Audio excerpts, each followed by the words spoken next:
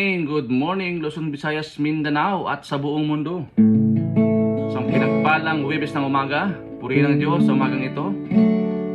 Good morning na sa ating mga kapatid na maagang nagising. Hallelujah. Purihin ng Diyos sa umagang ito. Nakilayan ang kanyang pangalan. Bago tayo mag-umpisa, tayo po'y umawit sa Panginoon. Handugin natin siya ng papurit pagsamba sa araw po na ito.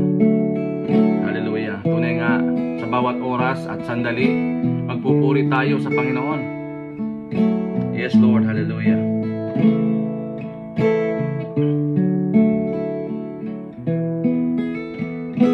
Sa bawat oras at sandali, magpupuri sa iyo lagi. Pagsambay, mananatili sa iyo ang luwalhati. Sa bawat oras at sandali, susunod sa iyo lagi. Salita mo mananatili sa buhay ko ay maghahari.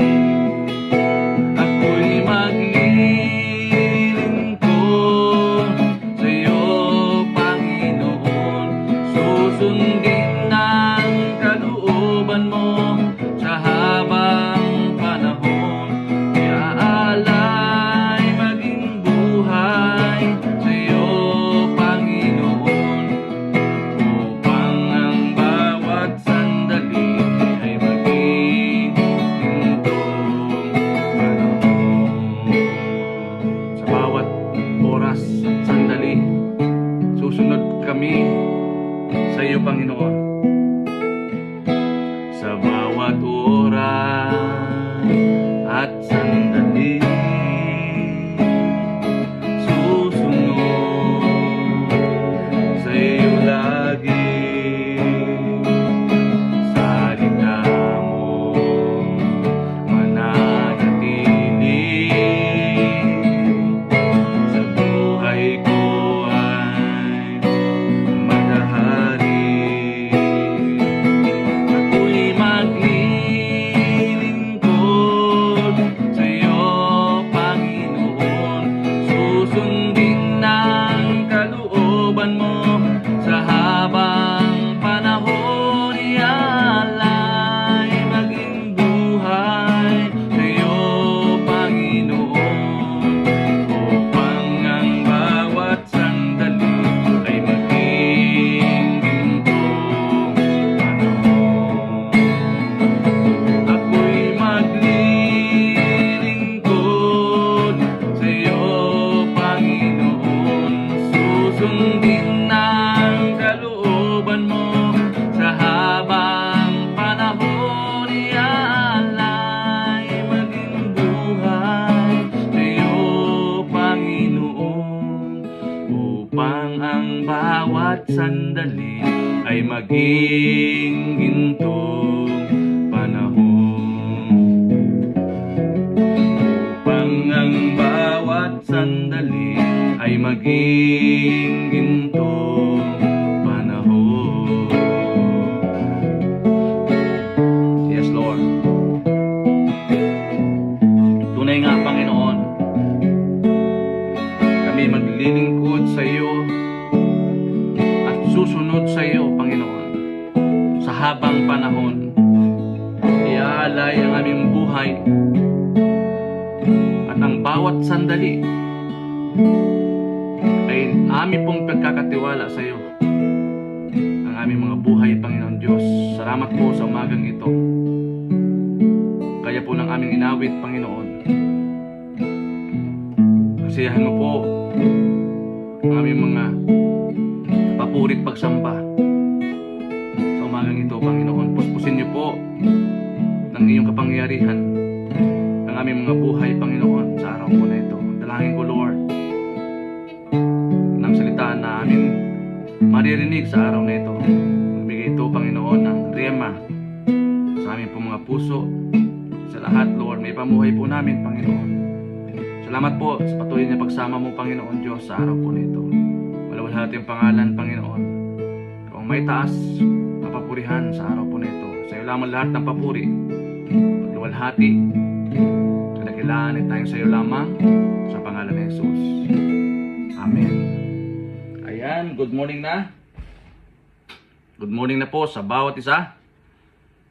Sarap po magpuri sa ating Panginoon, no? Sa umagang ito po, ating pong pagpapatuloy ang ating pong series about the armor, the armory of God, no? Ngayon po ay panglima. Ang title po ay Shield of Faith. Ito po ay napakahalaga na atin pong isuot ang mga baluti ng ating pong Panginoon. Sabi po ng Ephesians chapter 6 verse 10 to 20, finally be strong in the Lord, in His mighty power. Put on the full armor of God so that you can take your stand against the devil's schemes. For our struggle is not against flesh and blood, but against the ruler, against the authorities, against the power of this dark world, and against the spiritual forces of evil in heavenly realms. Therefore, put on the full armor of God, so that when the day of evil comes, you may be able to stand your ground. And after you have done everything to stand firm then, when the belt of truth buckled around your waist, with the breastplate of righteousness in place, 15, and with your feet fitted with readiness that comes from the gospel of peace. In addition to all this, take up the shield of faith, with which you can extinguish all the flaming arrows of the evil one. Take the helmet of salvation and the sword of the Spirit, which is the word of God. And pray in spirit in all occasions with all kinds of prayer and request. With this in mind, be alert and always keep on praying for all the Lord's people.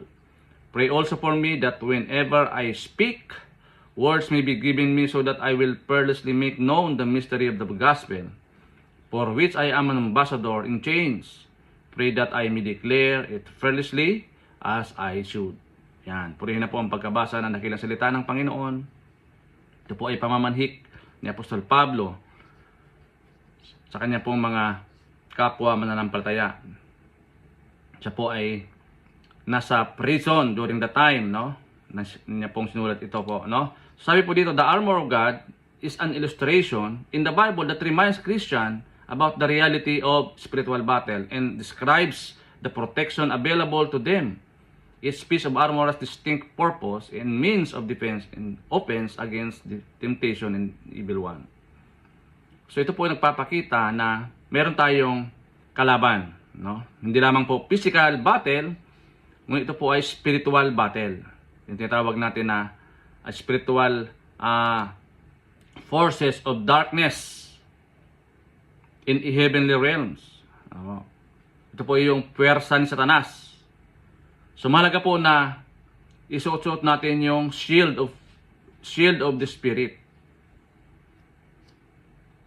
Sa Ephesians chapter 6 verse 16, in addition to all this, take up the shield of faith, which you can extinguish all the flaming arrows of the evil one. Bilang karagdagan sa lahat ng ito, kunin ang kalasag ng pananampalataya na iyong mapapatay ang lahat ng naniningas na palaso ng masama. Ito po ay representing believers' strong trust in God as a protective force against spiritual attack. It's not a literal shield but rather a symbolic one, like a Roman shield used for defense during battles. The faith acts as a barrier against doubt and temptation, spiritual battle, enabling believers to stand firm in their conviction and extinguish the fiery darts of the enemy. Yung flaming arrows, di mo alam kung saan siya nanggagaling. So kailangan meron tayong palangga. Shield of faith, kapatid. Tingnan natin, the last enemy that will be abolished is death. Sa 1 Corinthians chapter 15 verse 26. The sword of the Spirit, which represent the word of God. For a Roman soldier, the sword served as an offense weapon against enemies. When sharpened, the sword could pierce through just about anything, making it a very dangerous tool. So napakahalaga po mga kapatid na meron tayong panangga, shield of faith. So ano po ang ating pong puntos sa umagang ito? Number 1, Christians are both offensive and defensive. Hindi lamang po offensive tayo, dapat meron tayong depensa din. Dahil tanda natin na hindi natin alam. Sabi nga natin, ang kalaban po natin is spiritual darkness. No? Kapangyarihan ni Satanas sa mundong ito. Kaya mga aware tayo mga kapatid. Aware tayo sa ating mga ginagawa. Sabi nga sa verse 12, ito ay sapagkat nakipagtunggali tayo hindi laban sa laman at dugo, subalit laban sa mga pamunuan, laban sa mga kapamahalaan, laban sa mga makapangyayari sa kadiliman sa kapanahonang ito at laban sa espiritual na kasamaan sa mga dako ng kalangitan. 'Di ba? May mga unseen enemies. Oo. Hindi tulad ng physical battle na nakikita yung kalaban. Ito po, hindi natin nakikita yung kalaban. Kaya mahalaga na full battle gear tayo. Suot natin yung baluti ng Panginoon, no, para ating pong mapaglabanan. Dapat tagumpayan ang anong pang opensiba ni Satanas. Christian are both offensive and defensive. No? Kaya nga yung shield of faith, ito yung nakalagay, no, sa ating pong puso, no? Kasi napakahalaga, yan po yung pinaka-target ni Satan. Ang unang-una dyan ay ano ba itong mga bagay na ito? So number 2, Satan's flaming arrows include deception. Ano ba itong mga flaming arrows? Yan po yung mga deception ni Satan. Oo. Ano ba itong mga ito? Number 1, doubt. Oo. Sabihin sa'yo, did God really say? Sa Genesis chapter 3 verse 1, talaga bang sinabi ng Panginoon? Iyan po, mag-doubt ka na dyan. Diyan po ngayon, magbibigay ng input si Satan. Ano pa? Wealth. Oh. Iyan po yung mga bagay na material things that makes you happy. Kala natin, itong mga material things, ito na yung magpapasaya sa atin. Ano pa? Yung flesh. Worldly pleasure is bitter. Diba? Pagnanasa ng laman. Oh. Ano pa yung pride? Oh, sabi dito, pride, follow your heart. Dapat follow God. Oh. Hindi heart. Kasi yung heart natin deceptive nga siya, no? And ano pa, yung pangatlo, self-centeredness. Life is all about you. Ikaw ang bida lagi, no? Hindi mo na ina-acknowledge si Jesus. Lagi na lang ikaw ang bida. Yan po yung mga flaming arrows na ini-input ni Satan. Iba-iba po yan, mga kapatid. Tanda natin na hindi natin alam kung saan nagmumula yan. Pero very obvious naman yung kanilang strategy ni Satan. Alam naman natin, una-una, alam naman natin yung kanyang schemes. Diba? Even the beginning, hanggang sa ngayon, alam natin yung kanyang tactics, kung paano tayo lilinlangin, no? Gaya ng ating nabanggit, yung una dyan, yung doubt. Nag-doubt ka, di ba? Papakita sa'yo yung kayamanan, yung wealth, tapos yung flesh, pride, no? Yung prideful, and self-centeredness. And pangatlo, the shield of faith is complete trust in God. Kaya nga, yung shield of faith, no? It is a complete trust in God. Wala ka dapat na bagay na hindi ibibigay sa Panginoon buong buo. Wala kang ititira. Kailangan yung pagtitiwala sa Panginoon buong buo. Hindi 99.9%. Kailangan 100% trust sa ating pong Panginoon. Na alam natin, hindi natin kayang labanan without Jesus. Di ba? So mahalaga po mga kapatid na suot natin yung shield of faith, no, sa ating pong buhay. So paano natin i-apply ito mga kapatid? Alam naman natin yung mga flaming arrows, di ba? Alam natin kung saan nagmumula yung mga yan. So, kailangan be both offensive and defensive. Hindi lamang offensive, dapat defensive din tayo. Dapat sa lahat ng bagay. Oo. Dapat maroon tayong mag-discern. I-discern natin yung ating paligid. Hindi lahat okay. Oo. Dapat pinipilter natin. Ito ba ay makakabuti? Ito ba ay nakakasama? Di ba? Ito ba ay beneficial? Dapat pinipilter natin. Kaya nga yung discernment, napakahalaga po yan sa isang Kristiyano, mga kapatid. Number 2, fight deception with faith. Kasi ang kalaban nga ng faith is fear or doubt. So kailangan fight deception with faith. Labanan natin ang deception sa pananampalataya natin. That our battle ay hindi sa atin, kundi laban ito ng Panginoon. Di ba? Ano pa? Practice trusting God completely. Kaya dati, kung inakali mo na sa sariling kakayanan mo, kaya mo yung mangyari yan, kaya mong pagtagumpayan yan, nagkakamali po tayo, mga kapatid. Kailangan ipagkatiwala natin sa Panginoon. Lahat ng bagay, ipagkatiwala natin sa Panginoon. Dahil siya ang may control, siya naman talaga ang may akda, at kontrolado niya lahat ng bagay. Even si Satan, kontrolado niya. So, kailangan, alam natin kung saan tayo po posisyon. So, kailangan natin ang buong pagtitiwala sa ating Panginoon na siya po ay mayroong magagawa. He is more than conqueror in Christ Jesus our Lord. Ipinakita na ng Panginoon yan, diba? Beforehand, ipinakita niya na. Sinabi niya na rin, in-inform na rin tayo na in this world ay may mga battle, sabi nga sa ating binasa sa Ephesians chapter 6. Diba? Kaya sabi niya, put on the full armor of God so that you can take your stand against the devil's schemes. Kailangan mo unawaan natin ito ng maigi. Huwag natin i-underestimate si Satan. Dahil kahit paano, meron pala siyang galamay. Kaya nanggugulo pa siya. Pero wala na siyang kapangyarihan over us.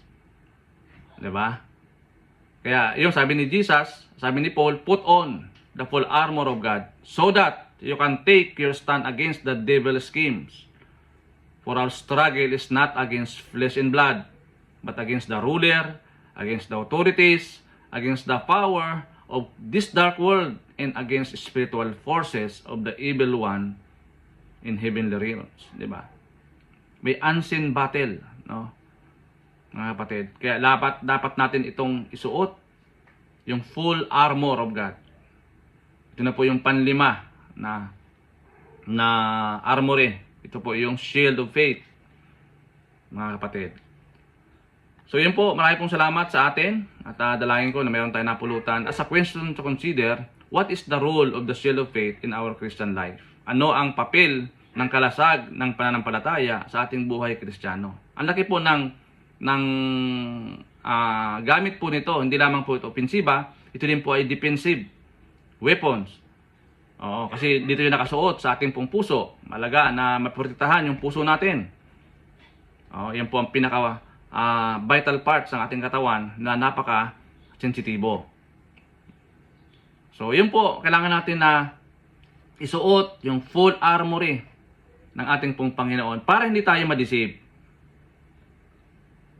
Hindi yung pagdating ng laban, wala tayong panlaban dahil hindi tayo prepared. Wala tayong alam sa Bible. Wala tayong alam sa mga armory ng Panginoon. Mahirap po yung hindi tayo prepare, no, sa mga laban. Para sundalo 'yan, di ba? Para sundalo kailangan prepare ka. Full battle gear nga ang tawag eh. Kasi alam mo may laban. Ganun din tayo, no? Spiritual battle ang tinatawag sa atin. So kailangan full tayo ng spiritual things sa buhay natin. Una, i-load natin sa prayer, di ba? Pagkatiwala natin sa Panginoon. Kasi nga, if God is with us, who else can be against us? Di ba? Walang proteksyon kapag wala sa Panginoon. Walang proteksyon kapag hiwalay kay Kristo. Ayun. So yun po, maraming pong salamat sa bawat isa. Good morning na po sa ating pong mga kapatid na naglaan ng oras sa pakikinig ng ating pong daily devotion sa umagang ito. Dalayan ko ito yung nagdulot ng encouragement or hamon muli sa atin na huwag tayo magpakampante sa mundong ito na tayo po ay naririto at meron po tayong kalaban na hindi nakikita. Diba? So kailangan natin isuot yung mga baluti ng kaligtasan, baluti ng ating pong Panginoon para mapagtagumpayan natin anumang mga flaming arrows, 'di ba? Na dumarating sa ating pong buhay.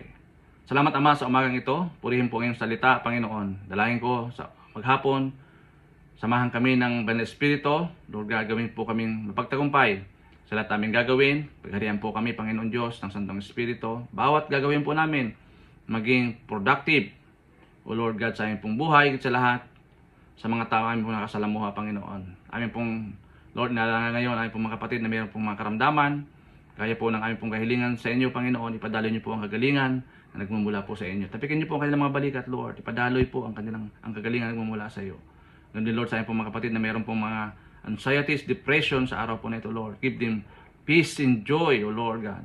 The peace that surpasses all understanding that will guard your heart and mind in Christ Jesus. Pagkasalamat po, even Lord, sa aming pong mga kapatid na may nagdiwan ng kaarawan ngayong araw, anniversaries, Lord, kami po nakikigalak sa kanila pong mga pagsilibra ng kanilang mga anniversaries, even birthday sa araw po nito. Lord, pinagkakatiwala po na sa palang kamay ang maghapon, Lord, samahan po kami, Panginoon Diyos, sa aming pong gagawin. O Lord, gagawin niyo po kami victorious sa lahat ng aming gagawin sa araw po nito. Purihin po kayo, Ama, dakilain po ang Panginoon Hesus, at salamat po sa pagkipisan ng Santong Espiritu sa araw po nito. All the glory, honor, and praise in Jesus' name. Amen and amen. Yan po mga kapatid. God bless po. To God be all the glory.